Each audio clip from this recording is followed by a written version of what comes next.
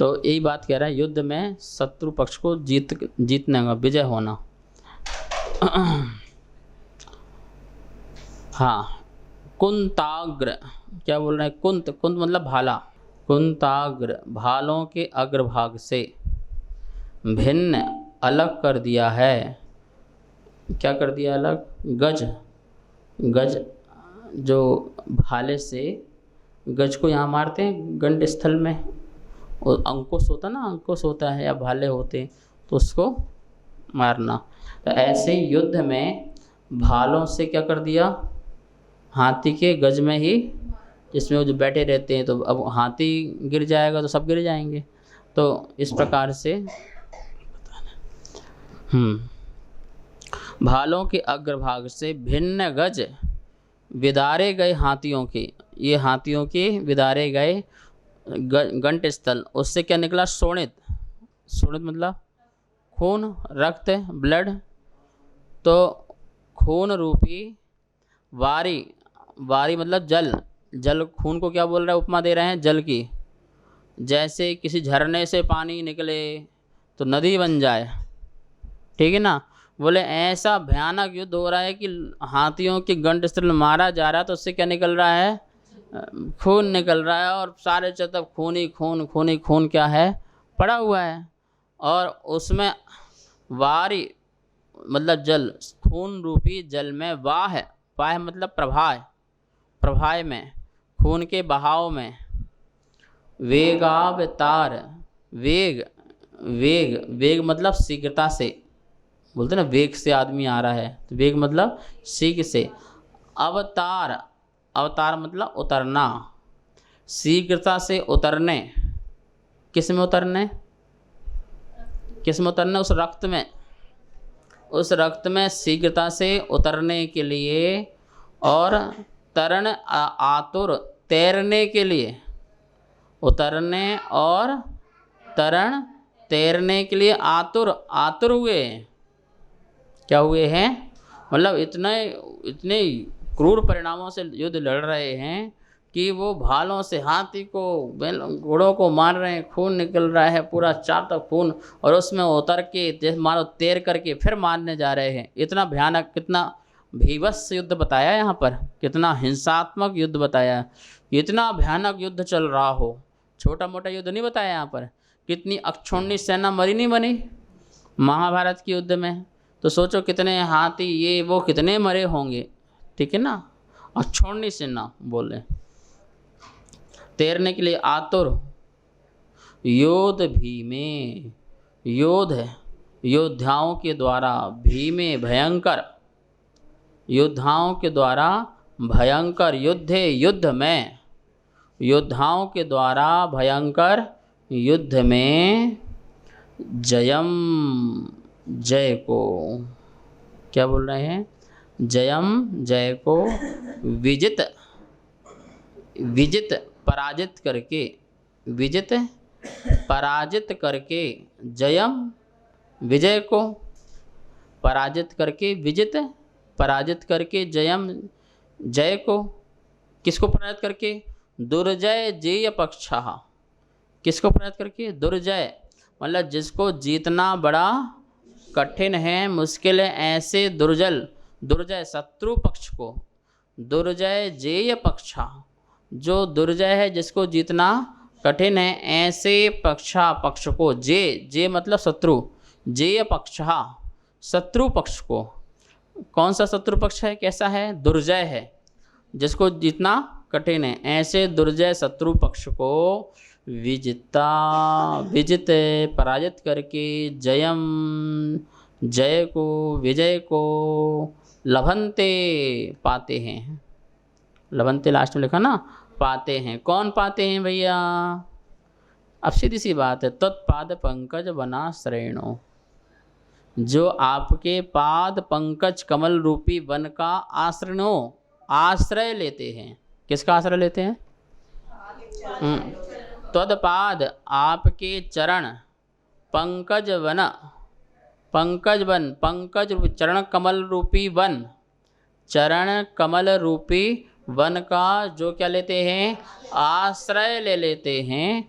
वो ऐसे दुर्जय शत्रु पक्ष को भी क्या कर लेते हैं, जीत लेते हैं। और कैसा है शत्रु पक्ष दुर्जय बता दिया, महाभयानक विकराल योद्धाएं लोग लड़ रहे हैं, हाथियों की गंडसल को फाड़े जा रहे हैं, चीरे जा रहे हैं, खून की धाराएं नदियां बह गई हैं, उसमें उसमें उसमें भी उतर के तैर करके लड़ने को जो तैयार हो, ठीक है ना। तो ऐसे शत्रु पक्ष को जीतना मुश्किल है, फिर भी जो आपके पाद पंकज के शरण ले लेता है, बोले वो जीव भी ऐसे युद्ध को जीत लेता है, शत्रु पक्ष को जीत लेता है। ठीक है।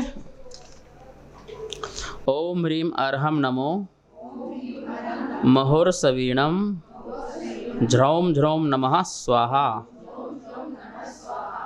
भोजन सारा मधुर हो जाता है। ओम नमो चक्रेश्वरी, ये देवी चक्र धारिणी, जिन शासन सेवा कारिणी, क्षुद्रोपद्रव विनाशिनी, धर्म शांति कारिणी, नमः शांतिम गुरु कुरु स्वाहा। सारे देवी देवताओं का कमाल हो रहा है इसमें। 44वां नंबर काव्य। अम्भो निधौ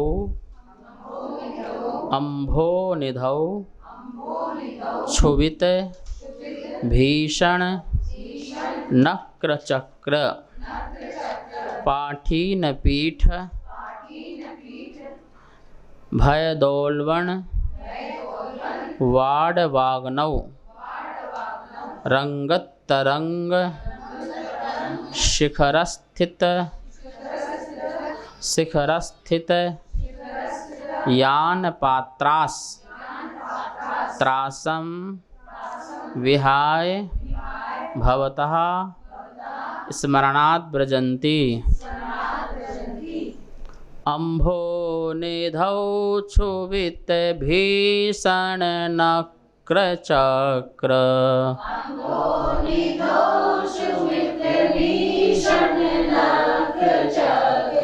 पाठीन पीठ भय दोल्वण वाडवाग्नौ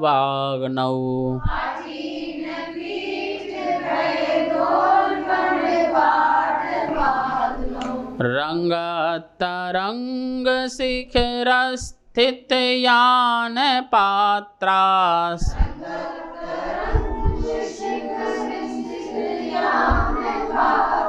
त्रासं विहाय भवतः स्मरणात् ब्रजन्ति।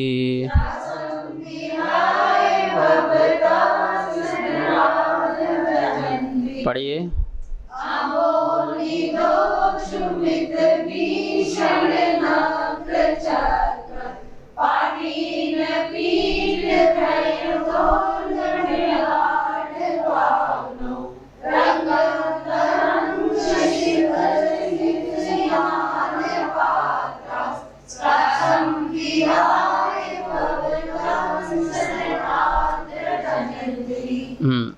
लगभग सारी बातें हो चुकी हैं।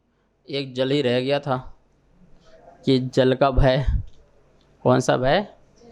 सारे भय तो निकल चुके ना। मतलब कि अब जल में हम यात्रा कर रहे हो, ठीक है ना। तो जल में यात्रा कर रहे हो तो उसमें भी क्या ना हो, भय ना हो। इतनी महाभयानक लहरें उठने लग जाएं, कुछ भी हो जाए, तो उसमें भी भय डर ना हो आपके नाम स्मरण से। तो उसकी बात कर रहे हैं। अम्भो निधौ, अम्भो निधौ किसे कहते हैं? समुद्र को अम्भो निधि। अम्भो निधि कौन है? जल का निधि समुद्र है। तो अम्भो निधौ समुद्र में क्षुभित क्षोभ को प्राप्त हुआ। मतलब शांत नहीं है समुद्र, शांत नहीं, खूब क्षोभ को, मतलब लहरें बड़ी बड़ी लहरें उठ रही हैं ऊपर, फिर नीचे हो रही हैं, ऐसा क्षोभ को प्राप्त हुए हैं। अम्भो निधौ समुद्र में कैसा है? क्षोभित और भीषण भयंकर, क्षोभ को प्राप्त हुए, भयंकर। क्या भयंकर? नक्र मतलब होता है मगरमच्छ। नक्र मतलब क्या है? बड़े बड़े जानवर, मगरमच्छ जो होते हैं ना समुद्र में, बड़े बड़े ऐसे मगरमच्छ बड़े बड़े। और चक्र मतलब समूह, बोलते हैं ना सिद्ध चक्र, सिद्धों का समूह। ऐसी नक्र चक्र। तो मगर के समूह और पाठीन, पाठीन पाठीन पीठ, मतलब पीठ मतलब तो पीठ हो गया, और पाठी मतलब टक्कर, पीठ की टक्कर से, किसी टक्कर से, एक मगरमच्छ की दूसरे मगरमच्छ की पीठ की टक्कर से, जानवरों की टक्कर से, ठीक है ना। तो पाठीन पीठ है, पीठ की टक्कर से, भय, भय पैदा करने वाले, भय दोलवण, भय को पैदा करने वाले, एवं विकराल, भय दोलवण, भय को उत्पन्न करने वाले, ऐसे विकराल समुद्र की स्थिति है। और क्या बोल रहे हैं, ऐसा वैसा समुद्र नहीं हो रहा, उसमें और भी चीज़ें बता रहे हैं। वाड वाग्नव, वाड वाग्नि, क्या बोल रहे हैं, बड़वानल की आग, मतलब समुद्र में आग लग जाती है, तो ऐसी आग पानी में भी आग लग जाती, बताओ समुद्र में, उन्हीं के घर्षण से आग लगती है, ऐसे लड़ते झगड़ते उससे पूरा आग फैल जाती है। तो बोले ऐसे वाड वाग्नव, बड़वा नल से युक्त समुद्र में भी आग होती है। क्यों लगती है उसमें आग? नीचे से क्या है, ये अरबों जीव रोज मरते हैं, क्या होते हैं, समुद्र में अरबों जीव रोज मरते हैं, तो वो जाकर के नीचे जाकर के रुक जाते, फिर एक के ऊपर गिरते जाते ज़मीन से बन जाती, पर उनकी जो अंदर जाके जाके धंस जाते हैं अंदर ज़मीन में, और फिर उनकी गैस बनती है, क्या बनती है, गैस। वो गैस को निकलने को स्थान चाहिए, ठीक है ना। यदि गैस समुद्र के समुद्र में निकल जाए तो ज्वालामुखी का रूप ले लेती है, ठीक है ना, वरना वो नीचे पृथ्वी के नीचे जाते जाते जाते कहीं पहाड़ से, कहीं नगर से, कहीं से वहाँ से निकल जाती है, तो उसी कारण भूकंप भी आता है, और कहीं कहीं फिर वो ज्वालामुखी निकल के आग का, तो वो ज्वाला बन जाती है, गोला बन जाती है। तो वो जो चीज़ है, इन जानवरों की केमिकल्स आदि भयानक केमिकल भी होते हैं उनमें, और ये सब मिल मिलकर आपस में घर्षण होकर के उसमें भी आग लग जाती है। अब समुद्र से तेल भी निकलता है, पेट्रोल भी निकलता है, पेट्रोल निकलता नहीं निकलता है समुद्र से, अपने यहाँ भी है, बॉम्बे के समुद्र में खोज की गई है, उसमें बोलते कि है, हाँ, तो उसमें निकलता है, बहुत सारे तत्व होते हैं और समुद्र में। तो क्या बोल रहे हैं, अग्नि, समझ में आ गया भैया समुद्र कैसा है। और भी सुनो समुद्र कैसा है, रंगत तरंग चंचल, रंगत तरंग चंचल लहरों के शिखर स्थित अग्रभाग पर स्थित है। उसकी लहरें कैसे इतनी ऊपर ऊपर उठ रही हैं बिल्कुल, तो ऐसे बिल्कुल चंचल और अग्रभाग तक जा रही हैं, ऊपर तक, ऐसे रंगत तरंग चंचल लहरों के शिखर स्थित अग्रभाग पर स्थित है, ऐसा महाभयानक समुद्र। और उसमें भाई साहब क्या कर रहे हैं, यान पात्र क्या कर रहे हैं, यान पात्र, जहाज, यान पात्र किसे कहते हैं, जहाज को, जहाज जिनका ऐसे मनुष्य उसमें जहाज में जा रहे हैं, उसमें समुद्र यात्रा कर रहे हो, तो बोले त्रासम, त्रास मतलब डर, विहाय छोड़ करके, डर को छोड़ करके, भवतः आपके, आपके स्मरणात, आपके स्मरण से, आपके स्मरणवास से, त्रासम विहाय, डर को छोड़ करके, ब्रजंती पाते हैं, यात्रा को करते हैं, जो यात्रा है उसको पूर्ण करते हैं वो जहाज में, ऐसे महाभयानक समुद्र आदि में भी। हे जिन्हें क्षोभ को प्राप्त भयंकर मगरमच्छों को पीठ की टक्कर से भय उत्पन्न करने वाले एवं अधिक तीव्र बड़वानल समुद्र की आग से युक्त समुद्र में चंचल लहरों के ऊपर स्थित जहाज में भी यात्रा करने वाले पुरुष आपका स्मरण करने से डर को छोड़कर सुखपूर्व यात्रा करते हैं। अब ये जहाज का हो गया, और तुम ऊपर वाला जहाज भी ले लेना, हवाई जहाज भी, तो उसमें भी सुखपूर्वक यात्रा करते हैं। ओम ह्रीम अर्हम नमो अमी सवीणम ध्रोम ध्रोम नमः स्वाहा, अमी मतलब अमृत। ओम नमो रावणाय, देखो विभीषणाय, कुंभकर्णाय, लंकाधिपते, महाबल पराक्रमाय मनश्चिंतितम कुरु कुरु सा। मन में चिंतन करने से महाबल प्राप्त होगा। तो मैंने देखो उनको ये जाप एक बार मुझे आचस ने दिखाई थी। ये तो पता है रावण की भी जाप है। मैंने देखा हो तो बोले दिखाए थे। 45वां नंबर काव्य पढ़ेंगे। व्यक्ति के जीवन में कर्म के उदय से, आसाता वेदनी कर्म के उदय से अनेक प्रकार के रोग उत्पन्न होते हैं। आचार्य भगवंतों ने कहा है 5,68,99,584 इतने प्रकार के रोग होते हैं, इतनी प्रकार की बीमारियां होती हैं, इतनी बीमारियां होती है और कोई न कोई बीमारी कर्म के उदय से उत्पन्न होती रहती हैं।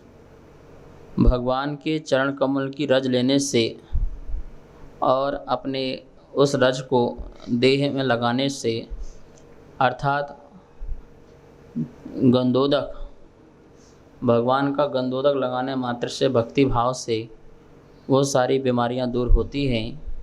ऐसा आचार्य भगवान कहना चाह रहे हैं यहाँ पर।